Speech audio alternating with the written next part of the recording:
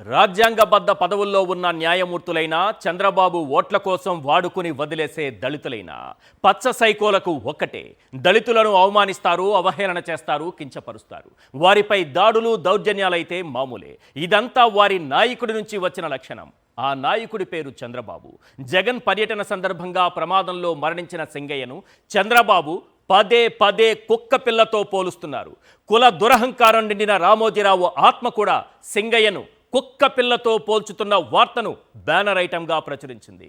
ఒక ముఖ్యమంత్రి ఓ దళితుణ్ణి కుక్క పిల్లతో పోల్చడమేంటి? తన రాజకీయ అవసరాల కోసం, తన కక్ష సాధింపు రాజకీయాల కోసం దళితుణ్ణి కుక్క పిల్లతో పోలుస్తూ చంద్రబాబు పదే పదే వ్యాఖ్యానిస్తుంటే దళిత సంఘాలు ఏం చేస్తున్నట్టు? మొన్నటికి మొన్న తెనాలిలో దళిత యువకులను నడి రోడ్డుపై లాఠీలతో కొట్టించిన ఘటన మరువక ముందే ఇప్పుడు కుక్కలతో పోల్చుతూ వ్యాఖ్యానించడం చంద్రబాబుకే చెల్లింది.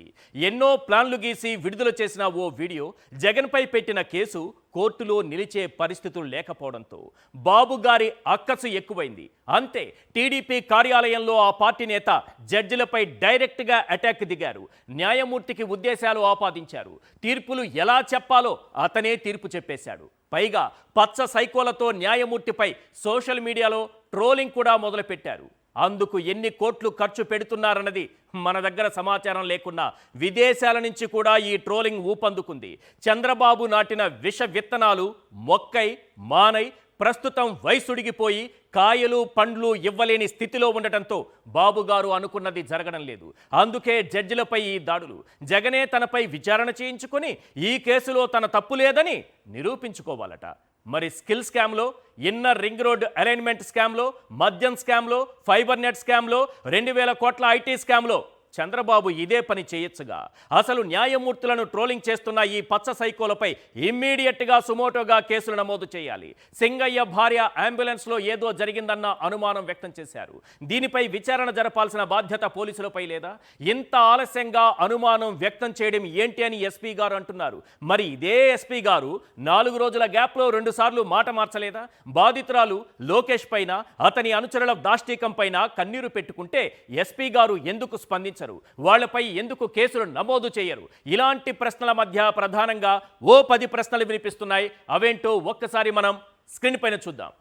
క్వశ్చన్ నెంబర్ 1, దళితుడు కాబట్టే సింగయ్యను చంద్రబాబు కుక్క పిల్లతో పోలుస్తున్నారా?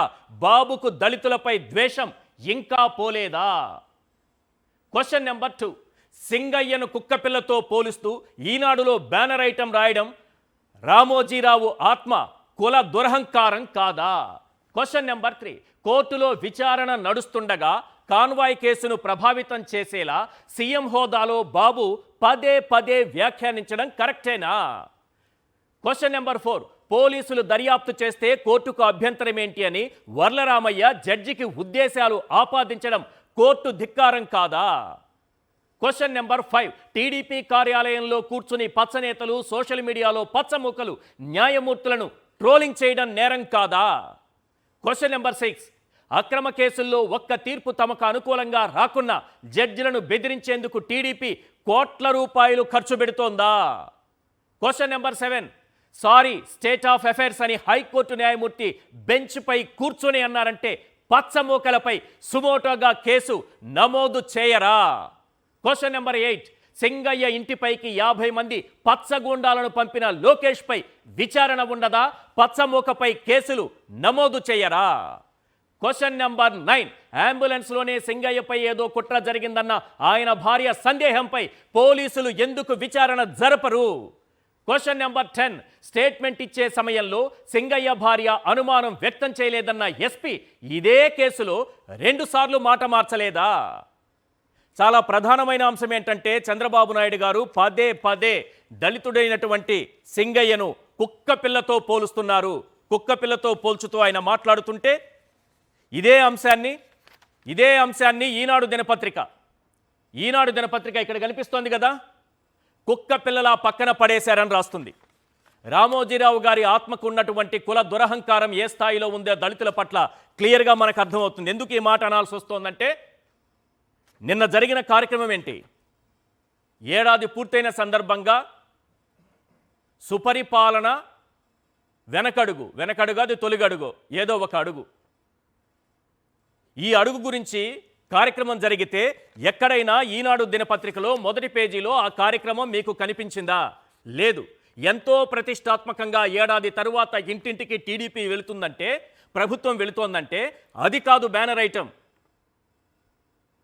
ఒక దళితుణ్ణి చంద్రబాబు గారు తన రాజకీయ అవసరాల కోసం కుక్క పిల్లతో పోల్చుతుంటే, దళితుల్ని కుక్కలతో పోల్చుతుంటే, అవమానకర రీతిలో మాట్లాడుతుంటే అది మనకు బ్యానర్ ఐటమ్. ఇది మనకున్నటువంటి కుల దురహంకారం. ఇదే అగ్ర కులాలకు చెందిన వారు ఎవరైనా ఈ స్థితిలో ఉంటే ఈ రకంగానే మాట్లాడేవాళ్ళ, కుక్క పిల్లలతో పోల్చేవారా? పైగా జడ్జిలకి ఉద్దేశాలు ఆపాదిస్తున్నారు. జడ్జిలకు ఉద్దేశాలు ఆపాదిస్తూ వారి తీర్పులను తప్పుపడుతూ టీడీపీ ఆఫీసులో కూర్చొని ముసుగు వేసుకుని, సామాన్యుడనే ముసుగులు వేసుకుని, వర్లరామయ్య లాంటి ఎన్నోసార్లు జస్ట్ మిస్ అయిన రాజ్యసభ మెంబర్ కావాల్సింది ఎన్నోసార్లు మిస్ అయ్యారు ఆయన. అలాంటి వ్యక్తి సామాన్యమైన వ్యక్తి అవుతారా?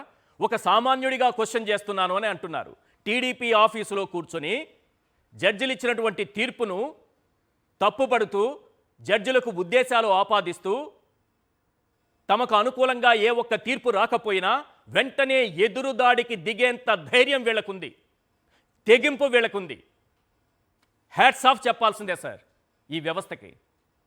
మనకు అనుకూలంగా ఒక్క తీర్పు రాకపోతే వెంటనే జడ్జిలకు ఉద్దేశాలు ఆపాదిస్తామా? అసలు జడ్జి గారు ఏమన్నారు ఈ కేసు గురించి? ఈ కేసులో ఉన్నటువంటి డొల్లతనం ఏంటి? హైకోర్టు ఏమని వ్యాఖ్యానించింది? ఒకసారి అది స్క్రీన్ పైన చూద్దాం. తరువాత వీళ్ళు ఆపాదిస్తున్నటువంటి అంశాలు కూడా చూద్దాం. ఒకసారి హైకోర్టు ఏమందో ఒకసారి ప్లే చేయండి. చాలా క్లియర్గా ఈ కేసుకు సంబంధించి కొన్ని కీలకమైనటువంటి పాయింట్లు మనం స్క్రీన్ పైన చూస్తున్నాం. జగన్ ఇతర నేతలపై నేరారోపణలకు ప్రాథమిక ఆధారాలు లేవు. బిఎన్ఎస్ సెక్షన్ 105 కింద కేసు పెట్టడంపై హైకోర్టు తీవ్ర విస్మయం వ్యక్తం చేసింది. 105 కింద అంటే ఏంటంటే, ఉద్దేశపూర్వకంగా ఒకరి ప్రాణాలు పోతుందని తెలిసినా కూడా ఆ ప్రాణాలు పోయే విధంగా వ్యవహరించడం, అంటే ఉద్దేశపూర్వకంగానే యాక్సిడెంట్ చేసి చంపేయడం. జగన్మోహన్ రెడ్డి గారు ఉద్దేశపూర్వకంగానే ఎక్కించు తొక్కించు సెంగయ్యని అని చెప్పారట. ఆ సెక్షన్ ఉద్దేశం అది, సెంగయ్యని చంపండి అని చెప్పారట. అసలు ఉద్దేశం ఎవరికి ఉందో, అంబులెన్స్లో ఏం జరిగిందో తర్వాత మాట్లాడుకుందాం. నెక్స్ట్ పాయింట్ నెంబర్ 3, హైకోర్టు ప్రమాదం జరిగినప్పుడు జగన్ తదితరులు ప్రయాణికులు మాత్రమే. ఒక ప్రమాదం జరిగితే కారులో కానీ బస్సులో కానీ ఏదైనా వాహనంలో ఉన్నవాళ్ళు ప్రయాణికులు అవుతారు కానీ ఆ యాక్సిడెంట్కు బాధ్యులు అవుతారా? నెక్స్ట్ 105 సెక్షన్ కింద కేసు పెట్టాలంటే వ్యక్తిని చంపాలన్న ఉద్దేశం ఉండాలి. ఈ పాయింట్ నేను చెప్పింది. మరి ఉద్దేశపూర్వకంగా జగన్మోహన్ రెడ్డి గారు సెంగయ్యని తొక్కించి చంపండి చెప్పారా? అలాంటి సెక్షన్ల కింద కేసు పెడితే కోర్టు చూస్తూ ఊరుకోవాలంట, జడ్జి గారు చూస్తూ ఊరుకోవాలంట, వీళ్ళకి అనుకూలంగా తీర్పులు రావాలట. నెక్స్ట్, ఈ కేసులో జగన్ తదితరులకు ఎవరిని చంపాలన్న ఉద్దేశం లేదు, క్లియర్. ఎఫ్ఐఆర్ దశలో మేము జోక్యం చేసుకోం, కానీ ప్రాథమిక ఆధారాలు లేనప్పుడు జోక్యం చేసుకోవచ్చని హైకోర్టు వ్యాఖ్యానించింది. ఈ కేసులో తదుపరి చర్యలని నిలిపివేస్తూ మధ్యంతర ఉత్తర్వులు ఇస్తున్నామని కూడా వ్యాఖ్యానించింది. ఇది మనకు ఎక్కడ లేని ఆక్రోశం తెప్పించింది. ఎందుకంటే మన మాట చెల్లుబాటు కావట్లేదే ఇప్పుడు కోర్టుల్లో, నిజమైన తీర్పులు వెలువడుతున్నాయే, కేసుల్లో ఉన్నటువంటి డొల్లతనం బయటపడుతోంది అనే అక్కసు ఏ రకంగా ఉందనేది ఒక్కసారి టీడీపీ ఆఫీసులో కూర్చొని వర్లరామయ్య గారు ఏం మాట్లాడారు. ఒక సామాన్యుడి ముసుగులో నేను ఒక సామాన్యుడిగా ప్రశ్నిస్తున్నాను అన్నారు. సార్, మీరు సామాన్యులు కారు, మీరు చాలా సీనియర్ నేత, ఎన్నో పదవులు పొందిన వ్యక్తి. మరి మీరు మాట్లాడింది హైకోర్టు పూర్వాపరాలు విచారించకుండా స్టే విధించడం విస్మయం కలిగిస్తోంది. స్టే విధించకూడదని మీరు చెప్తున్నారు. నెంబర్ 2, పోలీసులు దర్యాప్తు చేస్తే కోర్టుకున్న అభ్యంతరం ఏంటని కోర్టును ప్రశ్నిస్తున్నారు. నెంబర్ 3, ఆంధ్రప్రదేశ్ మోటారు వెహికల్ యాక్ట్ను కూడా కోర్టు పరిగణలోనికి తీసుకోలేదని అంటున్నారు. పూర్తి విచారణపై హైకోర్టు స్టే ఇవ్వడం చట్టబద్ధమా అని క్వశ్చన్ చేస్తున్నారు. ఇంకా చూపించండి, ఇక చాలా పాయింట్స్ ఉన్నాయి. ఎందుకు స్టే విధించారో అర్థం కావడం లేదు. జగన్ మీద ఏ కేసు ఉండకూడదు, ఎవరైనా చెప్పారా జగన్ మీద కేసు ఉండకూడదని? కోర్టు ఏమన్నా చెప్పిందా? ఎవరు స్టేలు తెచ్చుకోవట్లేదా? ఈ దేశంలో అత్యధికంగా స్టేలు తెచ్చుకున్న రాజకీయ నాయకులు ఎవరు అంటే మీరైనా నేనైనా ఈ దేశంలో ఎవరైనా ఒక్క పేరే కదా చెప్తారు. మరి జగన్ మీద ఏ కేసు ఉండకూడదా అని మీరు కోర్టుని, జడ్జి గారిని ప్రశ్నిస్తున్నారంటే ఏంటి దాని అర్థం? నెక్స్ట్, కోర్టు నిష్పక్షపాతంగా పారదర్శకంగా దర్యాప్తు చేయమనకుండా దర్యాప్తే ఆపమనడం సబబా? కోర్టు తీర్పుని మీరు క్వశ్చన్ చేస్తున్నారు. పెద్ద పెద్ద లాయర్లను పెట్టి దర్యాప్తు ఆపమంటూ కోర్టుపై ఒత్తిడి తెస్తున్నారు. ఇది కోర్టుపై ఒత్తిడి తెస్తే జడ్జి గారు లొంగిపోతారా? ఈరోజు జడ్జి గారి మీద ఏ స్థాయిలో విరుచుకుపడుతున్నారంటే పచ్చ సైకోలు ఇక్కడే కాదు, ఆంధ్రప్రదేశ్ కాదు, విదేశాల నుంచి కూడా పోస్టులు పెడుతున్నారు.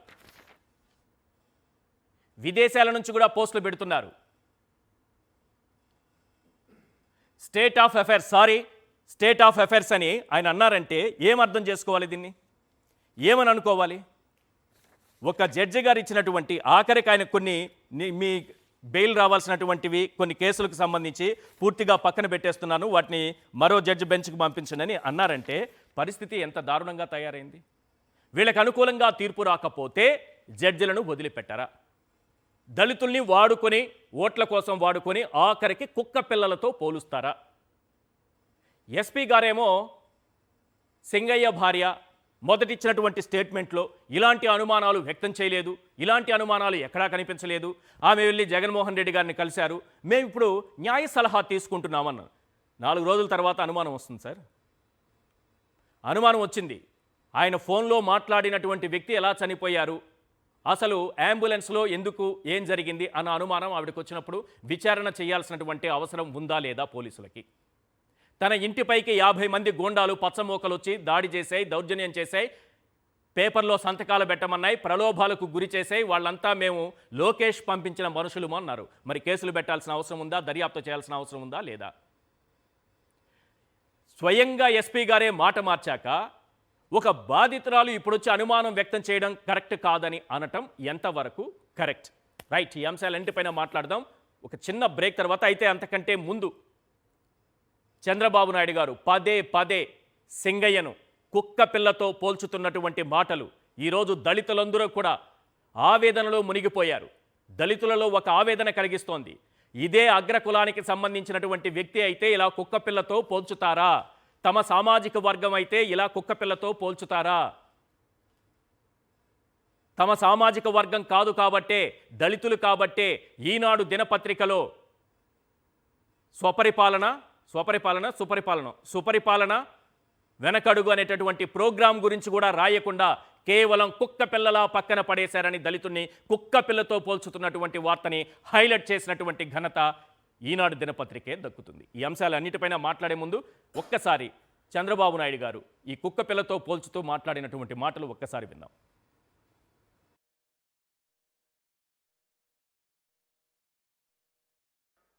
కనీసం మానవత్వం లేని వ్యక్తులు పోతుంటే కారు కింద మనిషి పడిపోతే, వాళ్ళ కార్యకర్తే పడిపోతే తీసి కుక్క పిల్ల మారిగా బయటపడేసి నేరుగా వెళ్ళిపోతే, సకాలానికి హాస్పిటల్ తీసుకుపోలేక అతను చనిపోతే ఆయన భార్యను పిలిపించి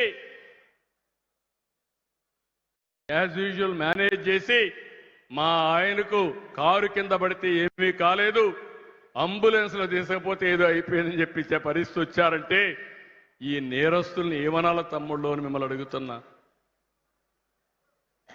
ఎన్ని డ్రామాలు నా జీవితంలో ఎప్పుడు చూడలేదు. కోడికత్తి డ్రామా, కడానా కోడికత్తి డ్రామా కూడా నా మీద పెట్టే పరిస్థితి.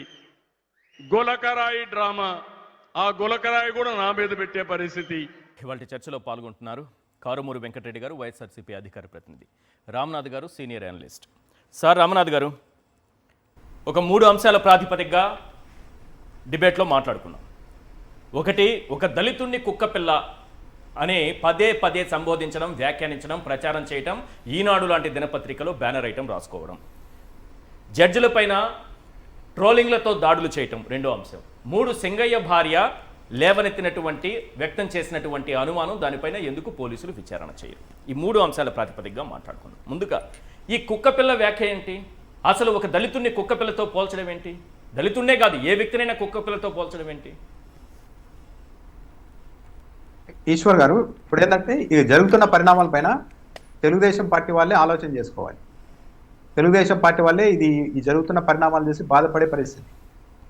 సింగయ్య ప్రమాదం అనేది 2 వారాల క్రితం జరిగితే 2 వారాల తర్వాత అందులోనూ సుపరిపాలన తొలి అడుగున ఒక కార్యక్రమాన్ని మొదలుపెట్టిన రోజే ఈనాడు పత్రికలో బ్యానర్ ఐటమ్గా ఆ వార్తను రాసుకోవాల్సిన అవసరం ఏమొచ్చింది అంటే ఇంకా మన దగ్గర ఏమీ లేదు. చంద్రబాబు నాయుడు గారు ఆ మాట అనడము, ఈనాడు పత్రికలో బ్యానర్ ఐటమ్గా రాసేసుకోవడం. దీన్ని బట్టి క్లియర్గా అర్థమవుతున్నది ఏంటి అంటే తెలుగుదేశం పార్టీ ప్రభుత్వం దగ్గర తాము చేస్తున్న మంచి ఏంటి అని చెప్పుకోవడానికి ఏమీ లేదు. చంద్రబాబు నాయుడు గారికి తన పరిపాలన మీదే నమ్మకం ఉన్నట్టుగా లేదు. నా పరిపాలన ద్వారా ప్రజలకు దగ్గర అవుతున్నాం, ప్రజల్ని మెప్పిస్తున్నాం, ఒప్పిస్తున్నాం, ప్రజలంతా నా వైపు ఉన్నారు, కాబట్టి మనం మన అభివృద్ధి గురించి మనం చేస్తున్న పనుల గురించి చెప్పుకుందాం, అది పనికి వస్తుంది అన్న ధీమా కూడా చంద్రబాబు నాయుడు గారిలో లేనట్టుగా ఉంది. అందుకే 2 వారాల తర్వాత ఈ అంశాన్ని ఆయన మాట్లాడేయడము తీసుకెళ్లి ఈనాడు బ్యానర్ ఐటమ్గా రాయడం చేశారు. ఇప్పుడు సింగయ్యని కుక్కతో పోల్చింది ఎవరు? చంద్రబాబు నాయుడు గారు. వైఎస్ఆర్ కాంగ్రెస్ పార్టీ వాళ్ళు కావచ్చు, ఇంకెవరు కావచ్చు, ఎవరు ఆ మాట వాళ్ళలేదు. అంటే చంద్రబాబు నాయుడు గారి అభిప్రాయం సింగయ్యని కుక్కతో పోల్చాలి అన్నది చంద్రబాబు నాయుడు గారి ఒపీనియన్. ఆయన ఆ ఒపీనియన్తో ఆ మాట అనేసి ఇది కుక్కలాగా వైసీపీ వాళ్ళు చూశారు అని చెప్తున్నారు. అసలు ఒక మనిషిని కుక్కలా పోల్చచ్చా, పోల్చకూడదు కదా అన్న ఆలోచన కూడా చంద్రబాబు నాయుడు గారికి వచ్చినట్టు లేదు. అంటే ఆయన ఆలోచనలన్నింటినీ అవతల వాళ్ళ మీద రుద్దుతున్నారు. కరెక్ట్గా ఈ టైంలోనే ఎందుకు ఈనాడు పత్రిక కావచ్చు, చంద్రబాబు నాయుడు గారు కావచ్చు ఈ మాటని మళ్ళీ 2 వారాల తర్వాత ఇంత తీవ్రంగా స్పందిస్తూ ఉన్నారంటే ఈ మధ్య కొన్ని కేసుల్లో వరుసగా బెయిల్ రావడం జరుగుతుంది. అలా బెయిల్ ఇస్తున్న వాళ్ళని కోర్టులు ఇండైరెక్ట్ గా వీళ్ళు బ్లాక్మెయిల్ చేస్తూ ఉన్నారు. అంటే కుక్కలాగా ఈడ్చి పక్కన పడేస్తే మీరు అప్పుడే ఆ కేసుని స్టే ఇస్తారా అని పరోక్షంగా చంద్రబాబు నాయుడు గారు కోర్టుల్ని హెచ్చరిస్తూ ఉన్నారు. వర్లా రామయ్య గారు నేను సామాన్యుడు అంటూ తెలుగుదేశం పార్టీ కేంద్ర కార్యాలయంలో ప్రెస్ మీట్ పెట్టి మరి మాకు విస్మయం కలిగించింది, జగన్మోహన్ రెడ్డి మీద ఒక కేసు కూడా ఉండకూడదా, అసలు మీరు పూర్తి స్థాయిలో స్టే ఎలా ఇస్తారు అని డైరెక్ట్ గా న్యాయమూర్తిని ప్రశ్నించేశారు. అంటే వీళ్ళంతా అంటే ఇప్పుడు న్యాయమూర్తులంతా బహుశా ఒక విజ్ఞప్తి ఒక వినతి పత్రం పెట్టుకోవాలి రాష్ట్ర ప్రభుత్వం చేయటము అంటే టీడీపీ ఆ పార్టీ అధినేత చంద్రబాబు నాయుడు గారి ఉద్దేశము, ఆయన అభిప్రాయం కూడా అదే అని కదా అర్థం. అంతే కదా, ఇప్పటి వరకు సింగయ్యని అలా కుక్కతో పోల్చొచ్చు అనే ఆలోచన కూడా ఎవరికి రాలేదు. అవును, చంద్రబాబు నాయుడు గారు చేశారంటే అది ఆయన ఆలోచన పూర్తిగా. సింగయ్యని కుక్కలాగా ఆయన అనుకుని వైసీపీ వాళ్ళు కూడా ఇలా అనుకుంటున్నారు అన్నట్టుగా చెప్తున్నారు. అంటే మన ఒపీనియన్ అవతల వాళ్ళ మీద రుద్దడం. రైట్. ఆఫీస్ లో కూర్చొని వల్లరామయ్య గారు మాట్లాడడం అనేది చంద్రబాబు నాయుడు గారి అభిప్రాయమే కదా, కోర్టుని క్వశ్చన్ చేయడం అనేది. ఎందుకంటే ఆ పార్టీ కార్యాలయంలో కూర్చొని మాట్లాడారు. కూర్చొని మాట్లాడడం కూడా సాదా సీదాగా కాదు. అసలు జగన్మోహన్ రెడ్డి మీద కేసే ఉండకూడదా, న్యాయమూర్తి గారు ఎక్కడ అనలేదు కదా, జగన్మోహన్ రెడ్డి మీద కేసు పెట్టడానికి వీలు లేదని ఎక్కడ అనలేదు. కరెక్ట్. పైగా ఇంకా న్యాయమూర్తులంతా కలిసి ఒక వినతి పత్రం ఇస్తే సరిపోతుందేమో అనిపించింది నాకు రాష్ట్ర ప్రభుత్వానికి. అదేంటంటే సార్ మీరు ఎలాగో ఎవరినెవరిని అరెస్ట్ చేస్తూ ఉన్నారు కదా రెగ్యులర్ గా, మీరు అరెస్ట్ చేసిన సమయంలో కనీసం మీరు డైరెక్ట్ గా మాకు ఇంటిమేషన్ ఇవ్వకపోయినా కూడా మీ పత్రికల్లోనో మీ మీడియా ద్వారానో పలానా వైసీపీ నాయకుడిని అరెస్ట్ చేయబోతున్నారు, కేసు పెడుతున్నారు, ఇతడిని కనీసం ఇన్ని నెలల పాటు జైల్లో ఉంచాలి అన్నది ప్రభుత్వ ఆలోచనగా చెప్తే మేము అన్ని నెలల పాటు బెయిల్ నీకుండా కామ్గానే ఉంటాము అని ఒక వినతి పత్రం ఇచ్చుకుంటే సరిపోతుంది. పైగా ఇప్పుడు జడ్జి శ్రీనివాస్ రెడ్డి గారు విచారించిన కేసులన్నీ ఏదో బెయిల్ ఇచ్చేస్తున్నారు, స్టేలు ఇచ్చేస్తున్నారు, ఆయన ఏం కాదు కారణాలు చెప్పి మరీ చేశారు ప్రతి కేసులోనూ. వైవి విక్రాంత్ రెడ్డి మీద లుకౌట్ నోటీసుల మీద స్టే ఇచ్చారు అంటున్నారు. క్లియర్ గా చెప్పారు ఈయనకు ఆల్రెడీ బెయిల్ వచ్చింది. దీంట్లో బెయిల్ వచ్చిన తర్వాత కూడా లుకౌట్ సర్క్యులర్ ఉండడం అన్నది ఇంకా దాంట్లో అర్థం లేదు అని చెప్పి దాని మీద స్టే ఇచ్చారు. పిన్నెల్లి రామకృష్ణారెడ్డి సోదరుల మీద 10 రోజుల పాటు చర్యలు వద్దు, కఠిన చర్యలు వద్దు అన్నారు అంతే. అంటే విచారిద్దామో ఏం జరిగిందో 10 రోజుల పాటు మీరు అరెస్ట్ లాంటి తీవ్రమైన చర్యలు చేయొద్దండి అని చెప్పారు. జగన్మోహన్ రెడ్డికి సంబంధించి ఏం చెప్పారు చాలా క్లియర్ గా, ఫస్ట్ యాక్సిడెంట్ జరిగినప్పుడు బిఎన్ఎస్ 106 పెట్టారు, అంటే నిర్లక్ష్యపూరితంగా ప్రమాదం జరిగిందని. కానీ ఎప్పుడైతే జగన్మోహన్ రెడ్డి కారు మీదకి మళ్లించారో అప్పుడు బిఎన్ఎస్ 105 చేర్చారు. అంటే ఏంటి, ఆ వ్యక్తి చనిపోతాడని తెలిసి కూడా ఉద్దేశపూర్వకంగానే తొక్కిచ్చేశారు అన్నది సెక్షన్ పెట్టారు. సరే వాళ్ళు చెప్తున్న వీడియోనే కాసేపు కరెక్ట్ అనుకుందాం, ఆ కరెక్ట్ టైర్ కింద సింగయ్య పడ్డారు కాబట్టి ఇది అని చెప్పొచ్చు, అక్కడి వరకు ఓకే. కానీ జగన్మోహన్ రెడ్డి మెదళ్ళలోకి ఆ కారు డ్రైవర్ బుర్రలోనికి దూరేసి వీళ్ళు ఉద్దేశపూర్వకంగా కావాలని చేశారు, చనిపోతారని ముందే తెలిసినా కూడా ఎక్కించేశారు అని ఎలా చెప్తున్నారు పోలీసులు? సరే ఏమన్నా కుటుంబ సభ్యులు ఏమన్నా అనుమానం వ్యక్తం చేశారా? వైఎస్ఆర్ కాంగ్రెస్ పార్టీ వాళ్ళు ఏదో ఉద్దేశపూర్వకంగా ఇది చేసినట్టు మాకు అనిపిస్తోందని చెప్పారా? లేదు. ఆ రోజు మళ్ళా తెలుగుదేశం పార్టీ వాళ్ళంతా వెళ్ళి ఒత్తిడి చేసే ప్రయత్నం కూడా చేశారు. ఇవన్నీ చూస్తూ ఉంటే ఏం లేదు, చెప్పుకోవడానికి మంచి ఏమీ లేదు. కాబట్టి ప్రతిదీ జగన్మోహన్ రెడ్డి మీద మళ్లించారు. ఇప్పటి వరకు చెప్పండి సార్, సీఎం హోదాలో ఉన్నటువంటి వ్యక్తి అంటే చంద్రబాబు నాయుడు గారు పదే పదే ఈ కేసుని ప్రభావితం చేసేలా మాట్లాడుతున్నారా లేదా? ఒక్కొక్క పిల్లలాగా పడేశారు, ఉద్దేశపూర్వకంగా చేశారు, ఇది కేసును ప్రభావితం చేయటమా కాదా?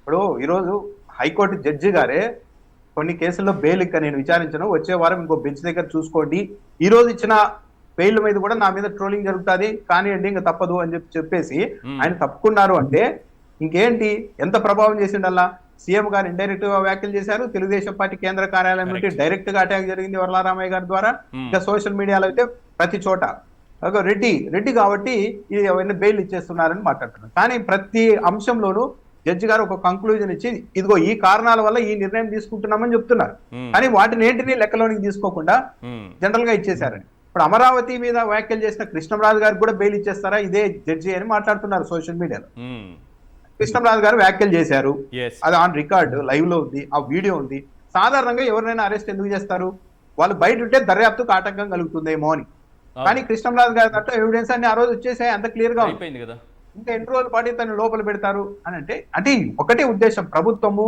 తెలుగుదేశం పార్టీ వాళ్ళు ఎందుకు ఇంత ఎక్స్ట్రీమ్ గా ఆలోచిస్తున్నారు కానీ మన ప్రభుత్వంలో అరెస్ట్ చేసిన తర్వాత బెయిల్ రావడం ఏంటి అసలు బెయిల్ ఎట్లా ఇస్తారు కోర్టు అనే స్థాయికి ఆ పరిస్థితికి వెళ్ళడం అన్నది చాలా ప్రమాదకరం పైగా ఇప్పటి వరకు జగన్మోహన్ రెడ్డి గారి విషయంలో ఉగ్రవాదులతో సంబంధాలు లేవు అదొకటి మినహాయింపు అనుకుంటే ఈ రోజు హోంమంత్రి గారు ఇందాక మాట్లాడారు రాయచోటి అన్నమయ్య జిల్లాలో 2 ఉగ్రవాదులు పట్టుబడ్డారు మొన్న అక్కడ ఉగ్రవాదులు ఉండడానికి కారణం గత ప్రభుత్వ ఉదాసీనత అని మన హోంమంత్రి గారు అనిత గారు ఆరోపణలు చేస్తూ ఉన్నారు ఈరోజు అయితే ఇక్కడ గమనించాల్సింది ఏంటి అంటే సరే ఆ పోలీసులు వైసీపీ హయాంలో పోలీసులు సమర్థవంతంగా పనిచేయలేదు మరి ఈ పోలీసులు ఏమన్నా మన రాష్ట్ర పోలీసులు ఏమన్నా ఉగ్రవాదులను అరెస్ట్ చేశారంటే లేదు చెన్నై ఇంటెలిజెన్స్ బ్యూరో పోలీసులు వచ్చి అరెస్ట్ చేశారు సరే ఆ ఉగ్రవాదులు రాయచోటిలో గత 5 ఏళ్ల నుంచి ఉన్నారా జగన్మోహన్ రెడ్డి హయాంలో నుండి ఉన్నారా అంటే లేదు ఈనాడు పత్రికలో రాశారు గత 30 ఏళ్లుగా వాళ్ళు అక్కడే రకరకాల వ్యాపారాలు చేసుకుంటూ రాయచోటిలోనే సంచరిస్తున్నారు అక్కడే నివాసం ఉన్నారని పత్రికల్లో రాశారు కానీ జగన్మోహన్ రెడ్డి కారణంగానే అక్కడ ఉగ్రవాదులు కూడా వచ్చేసారని చెప్పే స్థాయికి వెళ్తున్నారు పట్టుకోగలరే కానీ ఉగ్రవాదులను పట్టుకోలేరేమో మరి ఈనాడు దినపత్రిక రాసినట్టు 30 ఏళ్ళుగా ఉన్నారంటే ఇంకా రైట్ ఒకసారి వెంకటరెడ్డి గారితో వెంకటరెడ్డి గారు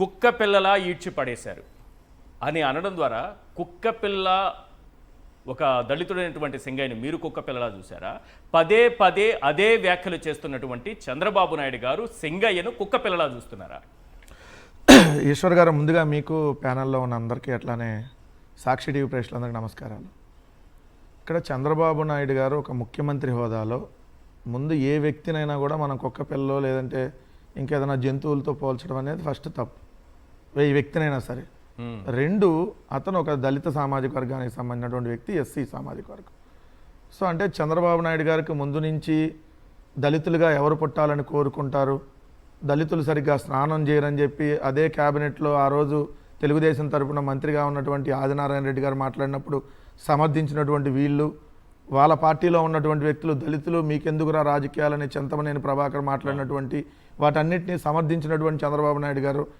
దళితులకు జగన్మోహన్ రెడ్డి గారు ఏదో ఎక్కువ ప్రయారిటీ ఇస్తున్నారు అని చెప్పి ఇదే మాట్లాడి వాళ్ళకి ఎందుకు ఎక్కువ ప్రయారిటీ ఇస్తారని చెప్పి నానా యాగి చేసినటువంటి వీళ్ళకి ఈరోజు మరొకసారి దళితులంటే ఎంత చిన్న చూపు ఒక మనిషి అంటే ఎంత చిన్న చూపుగా చూస్తారు ఒక మనుషుల్ని జంతువులతో కుక్కలతో లేదంటే పందులతో ఎలా పోలుస్తున్నారు అనేది నిన్న చంద్రబాబు నాయుడు గారు మాట్లాడినటువంటి మాటలకి క్లియర్గా మాటల రూపంలో మరొకసారి అర్థమైంది 2 ఆ మాట అన్నా కూడా ఒక పత్రికా విలువలు నిజంగా పాటించే వాళ్ళైతే అది బ్యానర్ ఐటమ్గా ఏ బుద్ధి జ్ఞానం ఉన్నాడు ఎవడో రాయడు అది నిజంగా బుద్ధి జ్ఞానం ఉంది 1 year సందర్భంగా ఏదో కార్యక్రమం అట లేదు సార్ 1 year సందర్భంగా కార్యక్రమం అయితే 1 year సందర్భంగా ఆయన ఏమైనా మాట్లాడి రాయాలి దీన్ని హైలైట్గా రాశారని అంటే ఆ ఈనాడు దినపత్రికకి ఆ ఈనాడు కిరణ్కి దళితులంటే అంత చిన్న చూపో దళితుల్ని కుక్క పిల్లలాగా చంద్రబాబు నాయుడు గారు అంటే అదే కుక్కతో పోలిస్తూ ఈయన బ్యానర్ ఐటమ్ పెట్టినప్పుడే వీళ్ళిద్దరికీ చంద్రబాబు నాయుడు గారికి అదే ఈనాడు దినపత్రికకి దళితులంటే ఎంత చిన్న చూపో అక్కడ అర్థమవుతుంది నేను ఈరోజు కోరుతా ఉన్నా మీరు ఇట్లాంటిది ఎప్పుడన్నా చూసారా మీ అనుభవంలో కుక్క పిల్ల ఇవి ఆ దళితుల్ని పోల్చుతూ పత్రికల్లో బ్యానర్ ఐటమ్ వేయడం ఇది రాష్ట్రానికి ఒక కుక్క పిల్లగా అతన్ని పోల్చడం అనేది రాష్ట్రానికి అవసరమైనటువంటి సబ్జెక్టుగా దాన్ని బ్యానర్ ఐటమ్గా వేసుకోవాలి సార్ నేను దాదాపు 15-16 సంవత్సరాల నుంచి పత్రికలు చదువుతూ ఉంటా ఏ రోజు ఏ పత్రికల్లో కూడా ఎవరైనా ఒక నాయకుడు అలా పోల్చినా కూడా అది వేయరు మొన్న ఈ మధ్య కూడా అంతే మొన్న ఈ మధ్య కృష్ణరాజు గారు ఒక్కసారి ఆ మాట అంటే దాన్ని 100 సార్లు 1000 సార్లు ఈ పత్రికలో బ్యానర్ ఐటమ్ పెట్టి అది ఆ రాజధాని అని హెడ్డింగ్లు పెట్టారు అమ్మో అది ఆ రాజధాని అని 100,000 సార్లు అదే తెలుగుదేశం వాళ్ళు అదే వాళ్ళ ఛానల్లో పదే ప్రసారం చేసింది సో ఈ రోజు కూడా సేమ్ చూడండి చంద్రబాబు నాయుడు గారు ఆ మాట అంటాం తప్పు ఆ పత్రిక రాయటం అంతకంటే తప్పు సో కానీ ఎలా రాశారు చూశారు దీనికి ముందుగా జాతీయ మానవ హక్కుల కమిషన్ ఎందుకంటే ఒక మనిషిని కుక్కపిల్లతో పోల్చినప్పుడు ఖచ్చితంగా జాతీయ మానవ హక్కుల కమిషన్ సుమోటోగా తీసుకోవాలి జాతీయ ఎస్సీ కమిషన్ తీసుకోవాలి అలానే ప్రెస్ కౌన్సిల్ ఆఫ్ ఇండియా కూడా దీన్ని సుమోటోగా తీసుకొని ఈ పత్రిక మీద అదే చంద్రబాబు నాయుడు గారి మీద వీళ్ళందరి మీద ఖచ్చితంగా యాక్షన్ తీసుకోవాలి. Point number 1.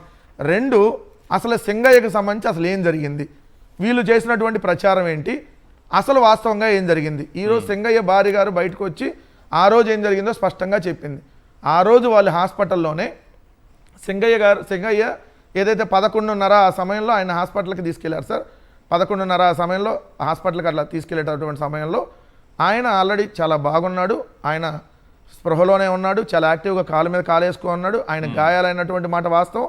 ఆయన క్లియర్గా ఏం చెప్పాడు, వాళ్ళ భార్య ఫోన్ నెంబర్ చెప్పాడు, భార్యకు ఫోన్ చేస్తే ఆమె లిఫ్ట్ చేయాల.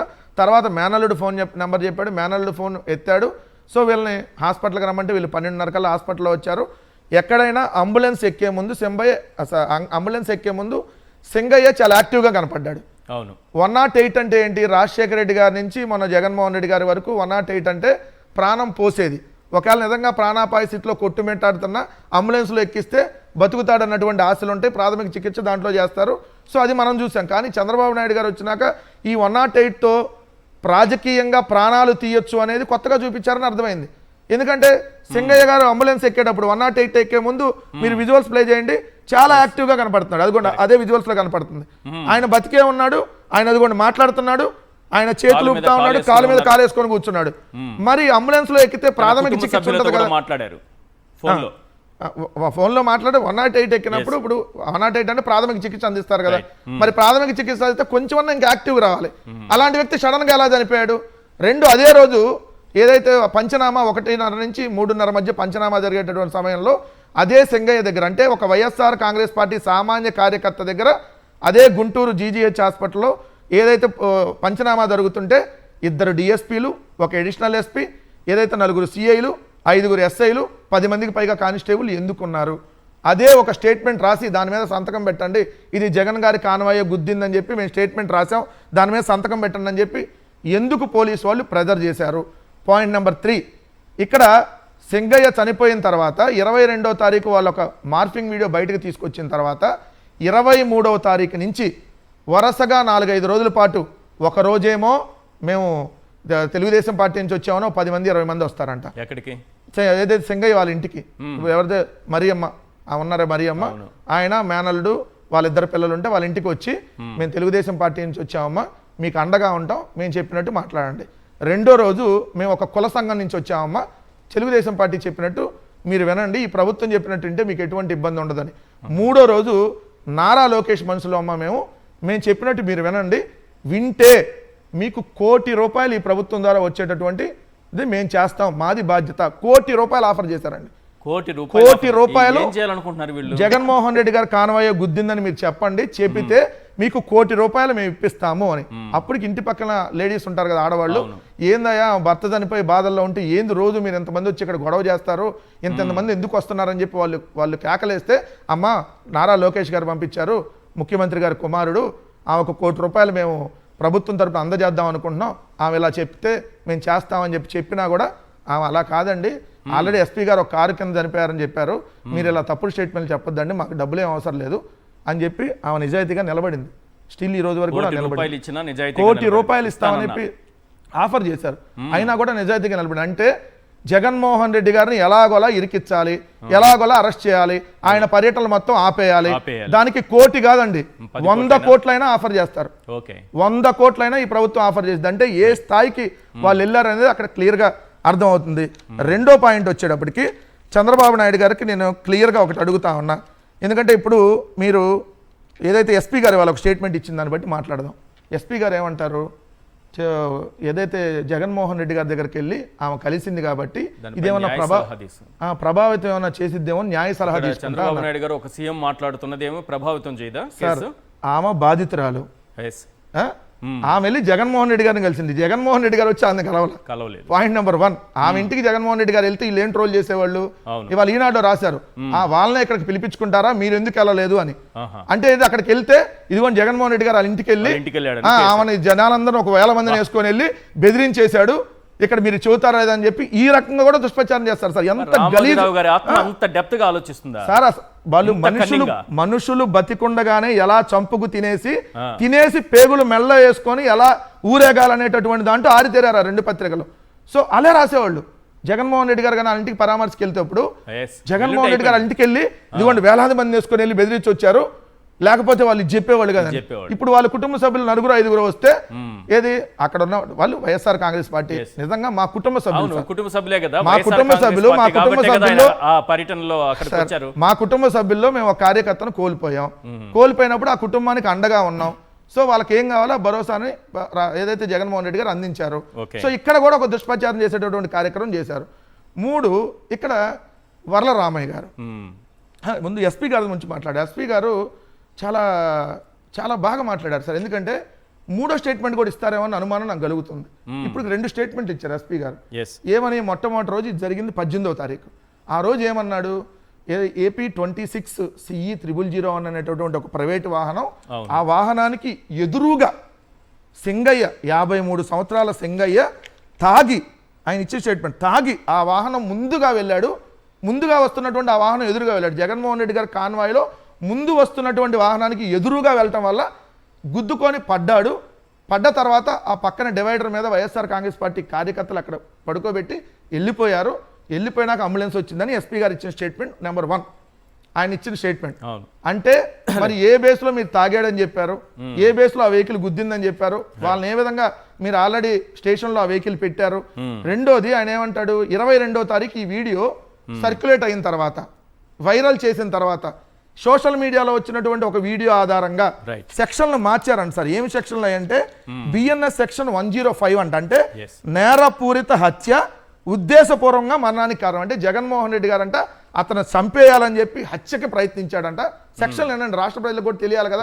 జగన్మోహన్ రెడ్డి గారు సింగయ్యని చంపేయాలని ఒక పథకం ప్రకారం హత్యకి, నేరపూరిత హత్య ఉద్దేశపూర్వకంగా మరణానికి కారణమయ్యాడంట. సెక్షన్ 49 నేరానికి ప్రేరేపించాడంట. గుద్దు రమణారెడ్డి నువ్వు గుద్ది చంపేయి అని చెప్పి నేరానికి ప్రేరేపించాడు. ఏదో ఆయన ఇటు దండం పెడుతున్నాడు గుద్దే రమణారెడ్డి అని, వెనకాలందరూ సుబ్బారెడ్డి గారు, రజనీ గారు మొత్తం గుద్దే తొక్కిచ్చేయని. సిగ్గుండాలి కదా ఈ సెక్షన్లు పెట్టడానికి. ఫస్ట్ పాయింట్, ఎస్పీ అయితే దిగి రాలేదు కదా, ఈ సెక్షన్లు పెట్టించినట్టు కూడా బుద్ధి ఉండాలి కదా. ఏమంటే గుడ్డిగా చంద్రబాబు నాయుడు, నారా లోకేష్ పెడితే ఎస్పీ గారు, మీరు సతీష్ గారు ఇట్లాంటి కేసులు నమోదు చేస్తారండి ఓ మాజీ ముఖ్యమంత్రి మీద అంటే నేరానికి ప్రేరేపించాడు జగన్మోహన్ రెడ్డి గారు. ఏం ఎస్పీ గారు ఇది? రేపొద్దున ఇంకో వీడియో తీసుకొని వస్తారు.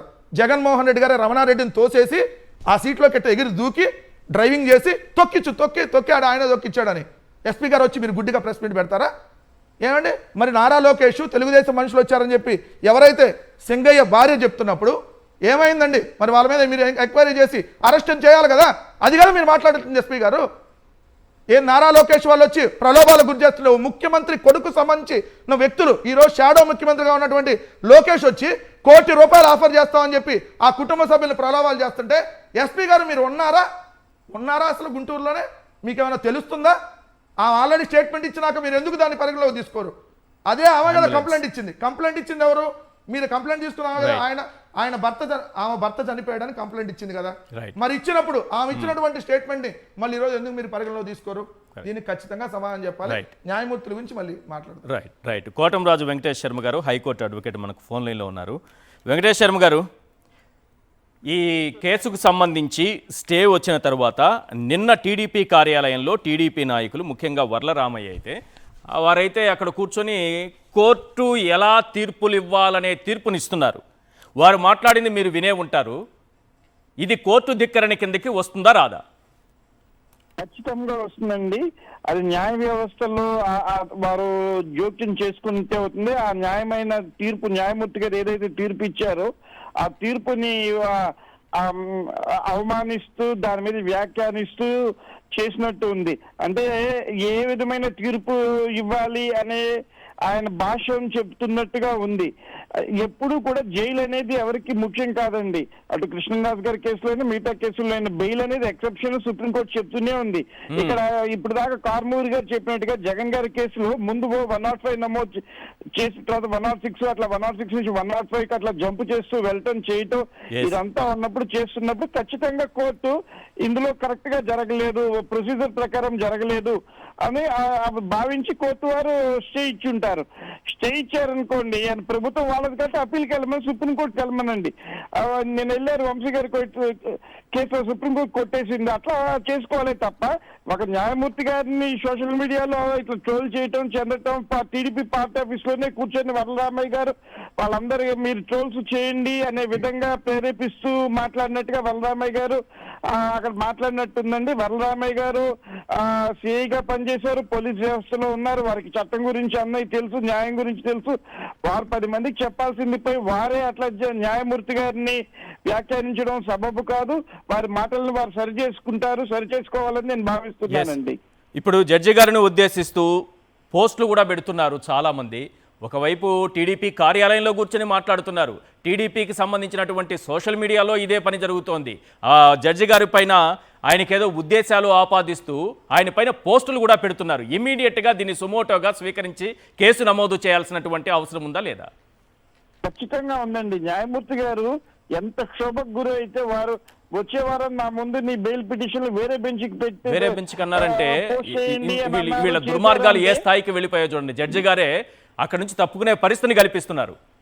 అవునండి, అదే ఆ పరిస్థితి దాకా ట్రోలింగ్ జరుగుతున్నా సరే ఒక కేసు నమోదు చేయలేదు అంటే చిన్న విషయాలకి కేసులు నమోదు చేసేవాళ్ళు. మరి న్యాయమూర్తిపై అంత దారుణంగా వ్యాఖ్యానిస్తూ వాట్సాప్ గ్రూపుల్లో, టీడీపీ వాట్సాప్ గ్రూపుల్లో కానివ్వండి, టీడీపీ సోషల్ మీడియాలో దారుణంగా చేస్తున్నప్పుడు దాన్ని ఆపటం కానివ్వండి, లేకపోతే దాన్ని ఖండిస్తూ ఒక కేసు పెట్టడం కానీ వ్యాఖ్యానించడం కానీ ఎక్కడా జరగలేదు.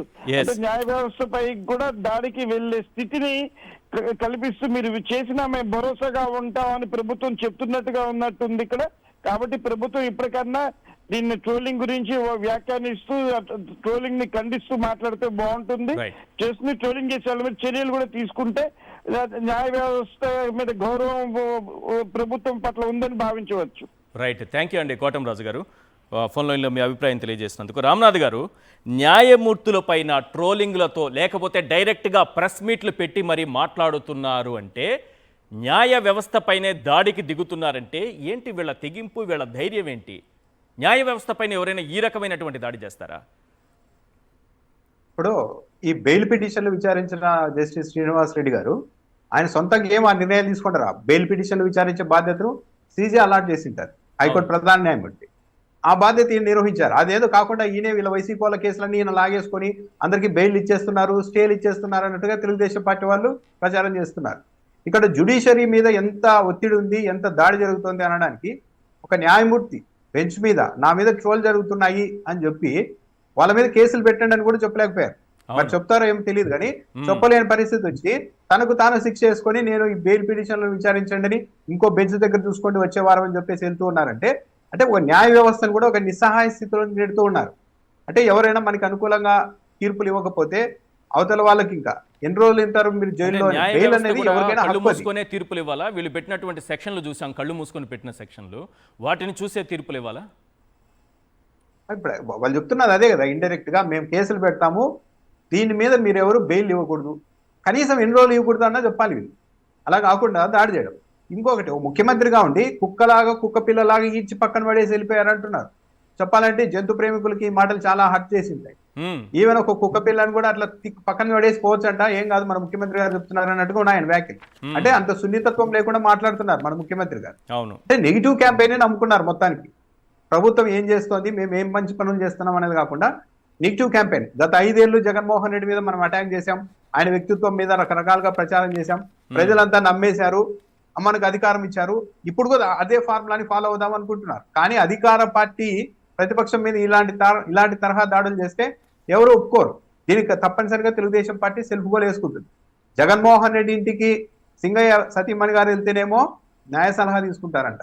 ఆమె స్వయంగా నా దగ్గరికి నారా లోకేష్ మనుషులు వచ్చి బెదిరించారు, ఒత్తిడి చేశారంటే మాత్రం దాని మీద విచారణ ఉంటుందని మాత్రం జిల్లా ఎస్పీ గారు చెప్పలేకపోతున్నారు. అంటే ఏకపక్షంగా ఎంత స్థాయిలో జ్యుడిషియరీని ఒకవైపు బెదిరిస్తూ ఉన్నారు, పోలీస్ డిపార్ట్మెంట్ పూర్తిగా తమ ఆధీనంలోని తీసుకున్నారు.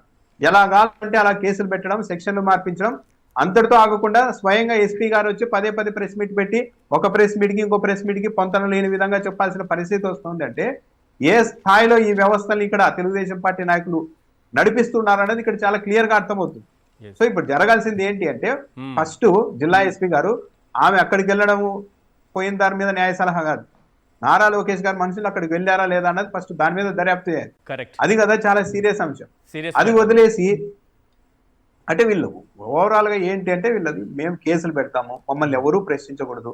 స్వయంగా ఒక మంత్రి గారు రెడ్ బుక్ నేను తలుచుకుంటే ఎప్పుడైనా లోపలేస్తాం, ఎవరినైనా వేసేస్తాం, ఒకటి పని అయిపోయింది ఇంకోటి నేస్తాం అని ఇంత డైరెక్ట్ గా చెప్తున్నా కూడా ఎవరు ఏం చేయలేని పరిస్థితుల్లో ఉన్నారు. ఈ రోజు ఇంకా న్యాయ వ్యవస్థ కూడా స్వయంగా న్యాయమూర్తి నా మీద ట్రోల్ చేశారు, నన్ను తిడుతున్నారు, కానీ నేనేం చేయలేను అని చెప్పి ఆయన కేసుల నుంచి తప్పుకునే పరిస్థితి వచ్చిన తర్వాత ఇంకెవరు దీన్ని అడ్డుకట్టవేయగలుగుతారు? సో ప్రధాన న్యాయమూర్తి అయిన హైకోర్టు ప్రధాన న్యాయమూర్తి గారని జోక్యం చేసుకోవాలి. తన ఆధీనంలోని హైకోర్టులోని ఒక న్యాయమూర్తి నా మీద ట్రోలింగ్ జరుగుతుందని కేసుల నుంచి తప్పుకునే పరిస్థితి వచ్చిన తర్వాత ఆయన కేసులు తప్పుకోవడం ఓకే, అంతవరకు సరే ఆయన ఇష్టం. కానీ ట్రోలింగ్ జరిగింది, ఒక న్యాయమూర్తి భయపడి పక్కకి వెళ్ళిపోయారు. ఇది కదా చాలా తీవ్రమైన అంశం. దీని మీద హైకోర్టు ఏం స్పందిస్తుంది, ఎలాంటి చర్యలు తీసుకుంటుంది అన్నది మనం వేచి చూడాలి. ఒకవేళ కోర్టుకిన ఈ ట్రోలింగ్ జరుగుతున్న వాళ్ళ మీద ఎలాంటి చర్యలు తీసుకోలేకపోతే ఇక న్యాయ వ్యవస్థ మీద కూడా ప్రజల్లో నమ్మకం ఉండే అవకాశం లేదు. ఇక ఈ రాష్ట్రంలో న్యాయ వ్యవస్థ లేదు, ఏమీ లేదు, ఓన్లీ రెడ్ బుక్ నడుస్తోంది.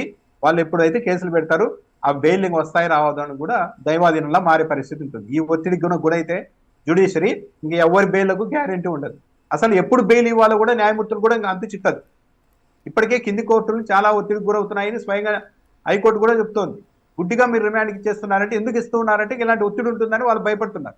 ఇప్పుడు హైకోర్టు న్యాయమూర్తులు కూడా భయపడే పరిస్థితి వచ్చేసి, కాబట్టి హైకోర్టు సీజే దగ్గర ఇది ఆగాలి, ఆయనన్న దీన్ని కట్టడి చేయాలి, ఈ ట్రోలింగ్ చేసిన వాళ్ళ మీద చర్యలు తీసుకోవాలి, ఇవన్నీ చేయాలి. లేకుంటే మాత్రం ప్రజల్లో జ్యుడిషియరీ మీద కూడా నమ్మకం పోయే అవకాశం ఉంటుంది.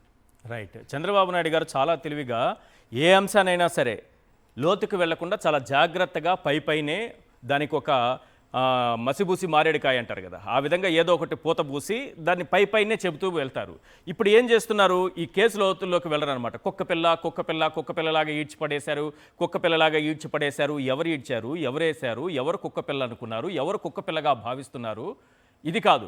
అంటే అది వేసి ఒక మానవత్వం నా దగ్గర ఉన్నంత మానవత్వం ఇంకా ఈ ప్రపంచంలో ఎవరి దగ్గర లేదన్నది బిల్డప్ చేయాలి. సో ఇందులో భాగంగా మానవత్వాన్ని తీసుకొస్తున్నారు. నిజానికి మానవతావాది, మానవత్వానికి ప్రతీక అయినటువంటి చంద్రబాబు నాయుడు గారు ఇదే కేసు గురించి ఏం మాట్లాడారు, గతంలో ఏం మాట్లాడారు, ఇప్పుడు మానవత్వం గురించి మాట్లాడుతున్నారు కదా. వారు కూడా మానవత్వం గురించి గతంలో కూడా మాట్లాడుంటారు కదా. మానవత్వం ఉన్న మనమందరం దాన్ని మననం చేసుకోవాలి కదా. సో మానవత్వంతో ఒకసారి మననం చేసుకుంటూ ఆ బైట్స్ కూడా ఒకసారి విన్నాం ప్లీజ్. కనీసం మానవత్వం లేని వ్యక్తులు పోతుంటే కారు కింద మనిషి పడిపోతే, వాళ్ళ కార్యకర్తే పడిపోతే తీసి కుక్క పిల్లమారుగా బయట పడేసి నేరుగా వెళ్ళిపోతే, సకాలానికి హాస్పిటల్ తీసుకుపోలేక అతను చనిపోతే, గోదావరి పుష్కరాలు ఏం తప్పు జరిగింది? ఓకే, దురదృష్టం చనిపోయారు. కుంభమేళాలో చనిపోలా, జగన్నాథ రథచక్రాల్లో చనిపోలా, ఒక బస్సు యాక్సిడెంట్ చనిపోలా, జరుగుతాయి. జరిగినప్పుడు ఆ రోజు నేను చెప్పాను, చెప్పిన తర్వాత కమిటీ కూడా. వెంకటరెడ్డి గారు మానవత్వం గురించి ఏమన్నా చెప్తారా? అంటే మీ పార్టీ వాళ్ళకి కానీ జగన్మోహన్ రెడ్డి గారికి కానీ మానవత్వం లేదని అంటున్నారు. ఆయన గతంలో అనేక సందర్భాల్లో మానవత్వం అంటే ఎలా ఉండాలో చెప్పారు, చేసి చూపించారు కూడా, మీకు లేదని చెప్తున్నారు. మానవత్వం గురించి చంద్రబాబు నాయుడు గారు చెప్పే దెయ్యాల వేదాలు వెళ్ళిచ్చినట్టుంది. కానీ దానికి ముందు వెళ్ళే ముందు జడ్జి గారి మీద చేసినటువంటి అనుచిత వ్యాఖ్యలు. ఒక జడ్జి గారి మీద సాక్షాత్తు తెలుగుదేశం పార్టీ సీనియర్ నాయకులు, పొలిట్ బ్యూరో సభ్యుడు ఆ పార్టీ ఆఫీసులో కూర్చొని, కేంద్ర కార్యాలయంలో కూర్చొని ప్రెస్ మీట్ పెట్టి ఏదైతే జడ్జి గారు అందరికీ సామాన్యుడిని అని చెప్తున్నారు ఆయన, మీరేమో బ్యూరో సభ్యులు సీనియర్ నాయకులు అంటున్నారు. తెలుగుదేశం పార్టీకి రాజీనామా చేసి ఆయన సామాన్య వ్యక్తిగా సోషల్ మీడియాలో ఇంకో చోట పోస్ట్ పెడితే సామాన్య వ్యక్తిగా చూస్తాం. తెలుగుదేశం పార్టీ పొలిట్ బ్యూరో సభ్యుడిగా ఉండే వాళ్ళ ఆఫీస్లో కూర్చొని నేను సామాన్యుడిని, నేను గోంగూర కట్ట అంటే ఎవడు నమ్మడు. సో వరలరామయ్య గారు తెలుసుకోవాలి. రెండు, ఆయన మాట్లాడినటువంటి మాటలేంటి, జడ్జి గారిని ప్రభావితం చేశాడు. జడ్జి గారు ఈ కేసులన్నింటికి ఏదో బెయిల్ ఇచ్చేస్తున్నాడు, జగన్ గారిని మీద ఎట్టిస్తాడు అని చెప్పి మాట్లాడుతున్నారు. అయ్యా, ఇదే న్యాయ వ్యవస్థ కదా 18 అవినీతి కేసుల్లో చంద్రబాబు నాయుడు గారికి స్టే ఇచ్చింది. మరి అప్పుడు న్యాయ వ్యవస్థ గొప్పదా? ఇదే ఈ రోజు చంద్రబాబు నాయుడు గారు దేని మీద బయట ఉన్నాడు? రోగాలకు సంబంధించినటువంటి బెయిల్ మీద బయట ఉన్నాడు. హెల్త్ ఇష్యూస్ ఆయన చెప్పినటువంటి మొత్తం నాకు ఒళ్ళంతా ఇవన్నీ ఉన్నాయి, హాస్పిటల్లో కన్ను పోయిద్ది, రేపు పొద్దున వెళ్ళపోతే అని చెప్పి అసలు ఆ విధంగా ప్రొజెక్ట్ చేస్తే పాపం మానవత్వం జడ్జిల గారికి మానవత్వం ఉంది కాబట్టి బెయిల్ ఇచ్చారు. ఎస్ అదే జడ్జి గారికి మానవత్వం ఉంది కాబట్టి ఆయన బెయిల్ ఇచ్చారు చంద్రబాబు నాయుడు గారికి. అంటే ఈరోజు ముఖ్యమంత్రి దేని మీద బయట ఉన్నాడు? మానవత్వంతో జడ్జి గారు మానవత్వంతో ఆలోచించి అయ్యా 70 ఏళ్ళ చంద్రబాబు నాయుడు గారు సీనియరు, పాపం మా ముఖ్యమంత్రిగా పనిచేశాడు, కన్ను పోతుంది అంటున్నాడు, ఒళ్ళంతా ప్రాబ్లమ్స్ ఉన్నాయి అని మానవత్వంతో ఆలోచించబట్టి బెయిల్ ఇచ్చారు. ఓకే, మరి మానవత్వం గురించి ఈరోజు చంద్రబాబు నాయుడు గారు కూడా తెలుసుకోవాలి, వలరామయ్య గారు కూడా తెలుసుకోవాలి కదా. రెండు, గౌరవ హైకోర్టు చీఫ్ జస్టిస్ గారిని నేను నిజంగా ఒక ఆంధ్రప్రదేశ్ రాష్ట్ర పౌరుడిగా అడుగుతున్నాం. న్యాయస్థానాల మీద నమ్మకం పెరగాలన్నా, న్యాయస్థానాల మీద న్యాయమూర్తుల మీద ఎవరైనా ఇటువంటి అపవాదులు వేయకుండా ఉండాలంటే దీన్ని సుమోటోగా తీసుకొని ఎవరైతే ఈ మాట్లాడారో ప్లస్ ఎవరైతే ఈ విధంగా పోస్టులు పెడుతున్నారో జడ్జిల గారి మీద, ఆ పోస్టులు పెట్టినటువంటి వ్యక్తుల మీద సుమోటోగా తీసుకొని కేసులు నమోదు చేయించాలి, అవసరమైతే సిబిఐ ఎంక్వైరీ కూడా చేయించాల్సినటువంటి అవసరం ఉందనేది గౌరవ న్యాయమూర్తి గారిని అడుగుతా ఉన్నాం రిక్వెస్ట్గా. రెండోది మానవత్వం గురించి. సార్, సినిమా షూటింగ్ కోసం నేను స్నానం చేసేదాకా 29 అదే మొత్తం జనాలు ఎవరు స్నానం చేయకూడదని చెప్పి బోయపాటి శ్రీనివాస్తో షార్ట్ ఫిల్మ్ షూటింగ్ కోసం 29 మందిని చంపేస్తే మానవత్వం గురించి చంద్రబాబు నాయుడు గారు మాట్లాడితే ఎట్లా? దేనికోసం చంపావు? నీ పబ్లిసిటీ పిచ్చ కోసం చంపావు. పబ్లిసిటీ పిచ్చ షార్ట్ ఫిల్మ్ షూటింగ్ కోసం 29 మందిని చంపేశావే. చంపేసిన తర్వాత ఒక కమిషన్ వేస్తే, ఏదైతే జస్టిస్ సోమయాజులు కమిషన్ అని ఒక కమిషన్ వేస్తే ఆ కమిషన్ 3 సంవత్సరాల తర్వాత రిపోర్ట్ ఇచ్చింది. ఏమని ఇచ్చింది? దోషం భక్తులది, పాపం మీడియాది. ఏది? అక్కడికి వచ్చి స్నానం చేయాలనేటటువంటి దోషం అలాగ పట్టిందంట. ఏది? చచ్చిపోయిన భక్తులకి. ఈ ప్రచారం చేసిన పాపం మీడియాదంట. ఏది? చంద్రబాబు నాయుడు గారు స్నానం చేస్తారని పాపం వాళ్ళకి తెలియదు. అయ్యా రేపు మళ్ళీ పుష్కరాలు వస్తున్నాయి, గోదావరి పుష్కరాలు. భక్తులందరికీ మనవి, గోదావరి పుష్కరాల్లో దయచేసి చంద్రబాబు నాయుడు గారు, పవన్ కళ్యాణ్ గారు, నారా లోకేష్ గారు స్నానం చేసేటప్పుడు దయచేసి మీరు వెళ్ళమాకండి, తర్వాత వెళ్ళండి, ఏం కాదు మళ్ళీ, ఎందుకంటే మళ్ళీ మీ ప్రాణాల్లో. రెండు, మానవత్వం గురించి మొన్నే కదా సార్ ఇట్ట తంతె పడిపోయింది కదా, అది తోస్తే తంతె కూడా కాదు, ఇట్ట చెయ్యిట్టంటే గోడ పడిపోలేదా ఎక్కడ సింహాచలంలో? మరి ఇట్టంటే పడిపోయింది కదా గోడ. మరి అట్లాంటి గోడని పెద్ద నిర్మాణాన్ని నిర్మించిన గొప్పవాడి నువ్వే కదా. మరి అందరిని తీసుకొచ్చి పార్కులో కుక్కి చంపేసి నువ్వే కదా. ఇదే కందుకూరులో 8 మంది చచ్చిపోతే చంద్రబాబు నాయుడు గారు ఏం మాట్లాడో తెలుసా? ఒక ఆమె చూడండి డాన్స్ వేస్తుంది అక్కడ, ఇంకా నన్ను మీటింగ్ కొనసాగించాలని కోరుకుంటాను చూడండి మీరు అందరూ. నేను వెళ్ళొస్తా, అక్కడికి వెళ్ళొచ్చా, ఇక్కడే ఉన్నాను, మీరు అందరూ ఆడికి పోమాకండి. అది చూడండి, ఆ ముసలామని చూస్తే నాకు ఉత్సాహం వేస్తుంది. ఏది? చచ్చిపోయిన శవాలను చూసి నీకు ఉత్సాహం వేస్తుందా? ఇది మనిషి అన్నాడు ఎవడన్నా మాట్లాడతాడు? ఇది మానవత్వం అండి? ఇది చంద్రబాబు నాయుడు గారు మానవత్వం గురించి మీరు దయచేసి మాట్లాడొద్దు. మానవత్వం అనేది 0.001% కూడా మీ జీవితంలో లేదు. మీ తల్లిదండ్రులే మీరు సక్రమంగా చూడాలి, మీరు ఇంకా మానవత్వం గురించి దయచేసి మాట్లాడద్దు. మీ తండ్రికి మీరు తల కొరిగి పెట్టారా? నేను ఓపెన్ గా అడుగుతున్నా, తప్పే ఉంది సార్. నేను ఎక్కడ తప్పు చేసి మాట్లాడలేదు. నీ తండ్రికి మీరు తల కొరిగి పెట్టారని అడిగా. ఏ రోజన్నా మీ తండ్రి ఫోటోకి కానీ, మీ తల్లి గారి ఫోటోకి కానీ, జయంతి రోజు కానీ, వర్ధంతి రోజు కానీ ఎప్పుడన్నా మీ జీవితంలో మీరు కనీసం దండేశారా? జయంతి రోజు కానీ, వర్ధంతి రోజు కానీ మీరు వేస్తున్నారు కదా జయంతికి వర్ధంతికి. ఏ సరే వెనక నుంచి పోచి వీ డోంట్ నీడ్ ఎన్టీఆర్ అని ఈ రోజు అవసరం కోసం చిన్న ఎన్టీఆర్ లేడు కాబట్టి పెద్ద ఎన్టీఆర్ అన్న పెట్టుకోవాలి కాబట్టి దండలేస్తాడు. సో ఇట్లాంటి వ్యక్తి మనం మాట్లాడేది. రైట్, రామ్నాథ్ గారు కన్క్లూడ్ చేయండి సార్. ఇప్పుడు మేరీ సింగయ్య భార్య లేవనెత్తినటువంటి అనుమానాలు, ఆ అంబులెన్స్లో ఏం జరిగింది? ఎందుకంటే ఆయన నాతో మాట్లాడారు, మా కుటుంబ సభ్యులతో మాట్లాడారు, అప్పటికి బాగానే ఉన్నారు. అంబులెన్స్లో ఏం జరిగిందన్న అనుమానం నాకుంది అన్న తర్వాత దానిపైన విచారణ చేయాల్సినటువంటి అవసరం ఉందా లేదా? అంటే ఇప్పుడు అది రాష్ట్ర ప్రభుత్వం నిజాయితీ మీద ఆధారపడి ఉంది, పోలీసుల మీద, లేకుంటే హైకోర్టుకైనా వెళ్లాల్సిందే. ఎందుకంటే ఇంకా ఆమె ఇది హత్య అని వాళ్ళు చెప్తున్నారు. లేదు, నిజంగానే అంబులెన్స్ లో హత్య జరిగిందని ఆమె చెప్తున్నారు, జరిగిండవచ్చు అని. పైగా అదే అంబులెన్స్ అంటే ఇప్పుడు ఆయన అక్కడ కింద పడినప్పుడు చిన్న గాయాలని పోలీసులు చెప్పారు, బాగా ఉన్నాడు, మాట్లాడాడు, అన్ని చేశారు. అంబులెన్స్ లోకి ఎక్కిన తర్వాత తమతో ఫోన్ లో మాట్లాడిన వ్యక్తి హఠాత్తుగా ఆ తర్వాత చనిపోయారని చెప్తూ ఉన్నారు. పైగా అంత సీరియస్ గాయాలంటే పోలీసులు చాలాసేపు అక్కడ ఉన్నారు. అవును, ఆయన అంత గాయాలేం కాలేదు, ఓకే అన్న పరిస్థితిలో వండుకోండి, కొద్దిగా సమయం తీసుకున్నారు పోలీసులు కావచ్చు అక్కడ ఉన్న వాళ్ళు. కానీ ఆయన హఠాత్తుగా చనిపోయారు. మరి అంబులెన్స్ లోనే ఏదో జరిగింది అంటున్నారు. దీని మీద లోతుగా దర్యాప్తు జరగాలి. అలా కాకుండా దీన్ని మేము జగన్మోహన్ రెడ్డిని ఆమె ఎందుకు కలిశారో ఎంక్వైరీ చేస్తాం అని ఇలా చెప్తే పూర్తిగా తప్పుదారి పట్టించడమే. పైగా ఇంత జరిగిన తర్వాత ముఖ్యమంత్రి గారు ఈ రోజు హఠాత్తుగా కుక్కలు లాగేశారని చెప్పడం, ఈనాడు పత్రిక ఆ విషయాన్ని ప్రచురించడం కూడా అనుమానాస్పదంగానే ఉంది. అంటే ఈ విషయాలన్నీ బయటకు వస్తున్నప్పుడు దాన్ని ఓవర్కమ్ చేయడానికి, బుల్డ్రోజ్ చేయడానికి మళ్ళీ ఇటువైపు నుంచి ఏమన్నా దాడి చేస్తున్నారా మీడియా ద్వారా? హఠాత్తుగా లాగి ఓకే. పక్కన కొత్త పడేశారని కోణాన్ని ఒకటి చెప్తున్నారు. తీసుకొచ్చారు ఎస్పీ ఇప్పుడు. చెప్పమనండి, అంతేనా? పోలీసుని చెప్పమనండి, ఆ. పోలీసుని చెప్పమనండి. ఆ రోజు కుక్కలు లాగేసినట్టు లాగి పడేశారు నిర్దాక్షిణ్యంగాని చెప్పమనండి. పోలీసులు ఏం చెప్పడం లేదు. ఆ వెంటనే అక్కడ వీడియో ఉన్న ఈ కార్యకర్తలు వీడియో వచ్చినప్పుడు ఆ పోలీసు- వీడియో కూడా రిలీజ్ కావాలి కదా, కుక్క పిల్లని లాగినట్టు. అది అందరికీ తెలుసు అండి, ఇప్పుడు పోలీసులు తెలుసు, అందరికీ తెలుసు లాగలేదు, ఏమీ చేయలేదని. Yes. కాకపోతే పొలిటికల్ గా నెగిటివ్ క్యాంపెయిన్ నమ్ముకున్నారు కాబట్టి అంత దారుణంగా మాట్లాడుతున్నారు. ఒక ముఖ్యమంత్రి గారు అలా మాట్లాడడం కరెక్ట్ కాదు. రైట్. ఏదైనా ఇష్యూ అది కూడా 2 వారాల క్రితం జరిగిన దాన్ని ఈ రోజు మళ్ళీ అంత తీసుకొని వస్తున్నారంటే దీన్ని ఇంకా ప్రొలాంగ్ చేయాలి, లాగాలి, ఇబ్బంది Right. పెట్టాలనే ఉద్దేశంతో ఉన్నట్టున్నారు. దాంట్లో వాళ్ళు సకాలంలో హాస్పిటల్కి తీసుకెళ్తే బతికేవాడు అని చంద్రబాబు నాయుడు గారు అన్నారు కదా. సకాలంలో హాస్పిటల్కి తీసుకెళ్లకుండా అడ్డుకుంది ఎవరు? ఏఎస్ఐ రాజశేఖర్. 35 నిమిషాలు ఎందుకు ఆపాడు? అంబులెన్స్ రావాలి, అంబులెన్స్ వచ్చేదాకా ప్రైవేట్ వాహనంలో తీసుకురాకూడదు. అసలైన విషయాలపైన అక్కడ ఉన్నటువంటి దర్యాప్తు వైఎస్ఆర్ కాంగ్రెస్ జరగాలి. పార్టీ కార్యకర్తలను అంబులెన్స్ లో రానికుండా నేను ఒక్కడనే తీసుకెళ్తా అని చెప్పి అంబులెన్స్ లో ఎక్కించుకొని అతను తీసుకెళ్ళినాకే కదా చనిపోయింది. మరి దీని మీద కదా విచారం జరగాలి. చంద్రబాబు నాయుడు గారు దీని మీద సమాధానం చెప్పాలి. రైట్. థ్యాంక్ యూ అండి చర్చలో పాల్గొన్నందుకు వెంకటరెడ్డి గారు, అలాగే రామ్నాథ్ గారు. Thank you so much sir. ఇది వాళ్ళ చర్చా కార్యక్రమం. చూస్తూనే ఉండండి సాక్షి టీవీ.